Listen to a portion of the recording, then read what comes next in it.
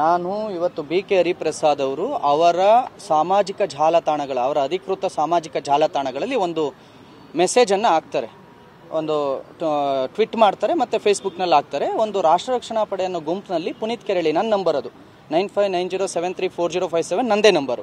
ಆ ನಂಬರಿಂದ ಕೋಮು ಗಲಭೆ ಸೃಷ್ಟಿಸೋದಕ್ಕೆ BJP ನನಗೆ ಪತ್ವ ಕೊಟ್ಟಿದೆ ಅಂತ ಒಂದು ಮೆಸೇಜನ್ನು ಮಾಡಿದ್ದಾನೆ ಅಂತ ಹೇಳಿ ಒಂದು ಮೆಸೇಜ್ ಹಾಕ್ತಾರೆ, ಸ್ಕ್ರೀನ್ಶಾಟ್.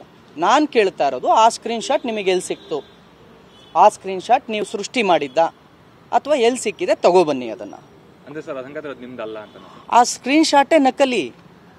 ಆ ಸ್ಕ್ರೀನ್ಶಾಟ್ ಅವ್ರು ಸೃಷ್ಟಿ ಮಾಡಿದ್ದಾರೆ. ಅದು ಎಲ್ಲಿದೆ ಅಂತ ಅವ್ರು ಹೇಳಬೇಕು. ಅದು ಯಾವ ಗ್ರೂಪಲ್ಲಿ ಇತ್ತು, ಆ ಗ್ರೂಪ್ ಯಾವುದು? ಇವರೇ ಏನೇನೋ ಸೃಷ್ಟಿ ಮಾಡಿಕೊಂಡು ಇವರು ಈ ಹಿಂದೆ ರಾಮ ಮಂದಿರದ ಉದ್ಘಾಟನೆ ದಿನ ಏನೋ ಗೋಧ್ರಾ ಹತ್ಯಾಕಾಂಡದಂತಹ ಇದು ಮತ್ತೆ ಇಲ್ಲಿ ಮರುಸೃಷ್ಟಿ ಆಗ್ಬೋದು ಅಥವಾ ಮತ್ತೆ ಆಗಬಹುದು, ಅದರ ಒಂದು ಏನೋ ನನಗೆ ಮಾಹಿತಿ ಬಂದಿದೆ ಅನ್ನೋ ಹೇಳಿಕೆಯನ್ನು ಕೊಟ್ಟು ಅದಕ್ಕೆ ಸಾಕ್ಷಿಯಾಗಿ ಮತ್ತೇನೋ ಕೊಡಲೇಬೇಕು ಅನ್ನೋ ಹಾತರಕ್ಕೆ ಬಿದ್ದು ಇದನ್ನು ಸೃಷ್ಟಿ ಮಾಡಿದ್ರೆ ನನಗೆ ಗೊತ್ತಿಲ್ಲ. ನನಗೀಗ ಬೇಕಾಗಿರೋದು, ನನ್ನ ಹತ್ರ ನನ್ನ ಮೊಬೈಲ್ ಇದೆ, ಅಷ್ಟು ವಾಟ್ಸಪ್ ಗ್ರೂಪ್ಗಳಿದ್ದಾವೆ. ಅದು ಯಾವಾಗ ಬನ್ನಿ, ನೀವು ಇಲ್ಲಿಗೇನೆ ಗಾಳಿಲಿ ಗುಂಡು ಹೊಡೆದು ಹೋಗುವಂಥ ಕೆಲಸ ಬೇಡ, ಬನ್ನಿ ನಾನು ಇಲ್ಲಿಗೆ ಬರ್ತೀನಿ. ನಿಮಗೆ ಆ ಸ್ಕ್ರೀನ್ಶಾಟ್ ಎಲ್ಲಿ ಸಿಕ್ತು ತೋರಿಸಿ. ಯಾರ ಮೊಬೈಲ್ನಲ್ಲಿ ಆ ಸ್ಕ್ರೀನ್ಶಾಟ್ ತೆಗೆದ್ರಿ?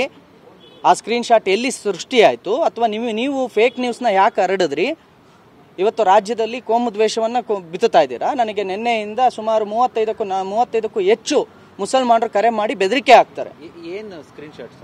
ಅದು ರಾಜ್ಯದಲ್ಲಿ ಕೋಮು ಗಲಭೆಯನ್ನು ಸೃಷ್ಟಿ ಮಾಡ್ತಾ ಇದ್ದೀವಿ, ಸೃಷ್ಟಿ ಮಾಡೋದಕ್ಕೆ BJP ನನಗೆ ಪತ್ವ ಕೊಟ್ಟಿದೆ, ನೀವು ರೆಡಿ ಇರಿ. ಯಾರಾದರೂ ಮೂರ್ಖರು ಆ ರೀತಿ ಮೆಸೇಜ್ ಮಾಡಬೇಕು? ಆ ರೀತಿ ಯಾರು ಮೆಸೇಜ್ ಮಾಡ್ತಾರೆ ವಾಟ್ಸಪ್ನಲ್ಲಿ? ಇದೊಂದು ಸೃಷ್ಟಿ ಮಾಡ್ತಾ ಇದ್ದಾರೆ. ರಾಮ ಮಂದಿರಕ್ಕೆ ಹೋಗೋರು ಭಯ ಪಡಬೇಕು, ರಾಮ ಮಂದಿರಕ್ಕೆ ಜನ ಹೋಗಬಾರ್ದು ರಾಜ್ಯದಿಂದ. ಈ ಒಂದು ಗಲಭೆಯನ್ನು ಸೃಷ್ಟಿಸೋದು, ಹೇಳಿಕೆಗಳನ್ನು ಪದೇ ಪದೇ ಕೊಡೋದು, ಅದಕ್ಕಾಗಿ ರಾಜ್ಯದಲ್ಲಿ ಹಿಂದೂ ಕಾರ್ಯಕರ್ತರನ್ನು ಗುರಿ ಹಾಕ್ಸೋದು. ಯಾವತ್ತದು ಎಲ್ಲೋ ಶ್ರೀಕಾಂತ್ದು ಕೇಸ್ ಓಪನ್ ಆಗುತ್ತೆ, ಇನ್ನೆಲ್ಲೋ ಪುನೀತ್ ಕೆರಳಿ ಮೇಲೆ ಈ ಥರ ಒಂದು ಅಲಿಗೇಷನ್ ಬರುತ್ತೆ, ಮತ್ತೆಲ್ಲೋ ದತ್ತಪೀಠದ ಕೇಸ್ ರೀಓಪನ್ ಆಗುತ್ತೆ. ಇದೆಲ್ಲ ರಾಮ ಮಂದಿರ ಓಪನ್ ಆಗಬೇಕಾದ್ರೆ ಅವರಿಗೆ.